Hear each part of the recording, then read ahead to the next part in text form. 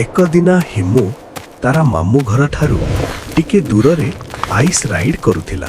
बरफरे एक बहुत खसड़ा जगह थिला। हिमु अकस्मात संतुलन हराई देला एवं पहाड़र ढलाणीरू तळकू पड़ीगला। जेतेबेले से तळकू खसुथिला एक बड़ गछर डाଳରେ अटकी गला। डाली जोरे भांगी गला एवं हिमु पुणी तले पड़ीगला। बहुत जोर रे आघात पाइले। जेउठी से पड़िला से जगह बरफ भेड़िया मानकर बास थिला। दूर रे थिबा भेड़िया झुंड हिमु को देखिकी समस्तंक दृष्टि से उपरे पड़िला। हिमु उठिबाकू चेष्टा करुथिला किंतु तार गोड़ खंडिया ही जाइथिला। हस्त छिली गला एवं से बहुत दुर्बल लागुथिला। भेड़िया माने धीरे धीरे तांकु चारि पाखरे घेरी गले। हिमु दौड़िबाकू चेष्टा कला किंतु बरफरे गोड़ धसुथिला एवं से अल्प अल्प करिकी अधिक घायल हेउथिला। शेषरे से थकिकी तळे पड़ीगला। सबु भेड़िया तांकु घेरी धरिले एवं हिमु लगभग मृत्युर पाखरे पहुंचई गला। सेही समय रे अचानक एक बहुत बड़ राजा भेड़िया अंधकाररू बाहरी आसिला। से भेड़िया से इलाकार राजा थिला। गहन नील आखि, रूपाली चमकु थिबा लांज। राजा भेड़िया गर्जन कला जहा सुनी समस्त भेड़िया माने तत्क्षणात थमीगला। से हिमु निकटकू आसिला एवं तांकर निर्मल दुर्बल आघात शरीर साथीरे देखिला। हिमुर श्वास धीरे चालुथिला।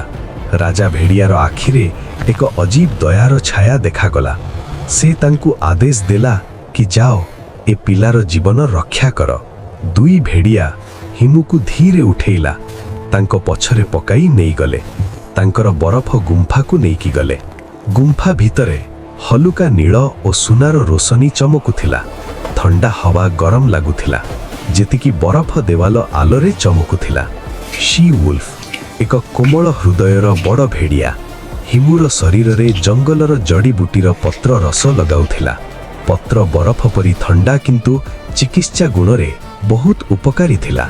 दिन परे दिन भेड़िया माने गुंफार द्वार रक्षाबाड़ी करुथिले। शी वुल्फ हिमुर चोट आघातर क्षत को सफा करुथिला। राजा भेड़िया चुपचाप तांको पाखरे रहिथिला। बाहरे बरफ आंधी चालुथिला किंतु गुंफा भितरे शांति और रक्षा थिला। धीरे धीरे हिमुर श्वास मजबूत थिला। क्षत सुखिबा आरंभ कला। तांको मुखरे अल्प अल्प जीवनर चमक फेरी आसिला। किछि दिन परे हिमु धीरे धीरे आखि खोलिला। प्रथम दृष्टि धूसर थिला किंतु परे से स्पष्ट देखि पारिला। राजा भेड़िया तांको सामनारे बसी रहिछि।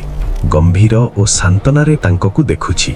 हिमु गोटे शांतिर निश्वास नेला कारण से बुझी पारिला जे ए भेड़िया माने तांकु मारिबाकू आसी नथिले, बंचेबाकू आसीथिले। भेड़िया माने तांको शत्रु नुहंती, सेमानंकर हृदय मध्य दयारे भरी थिला।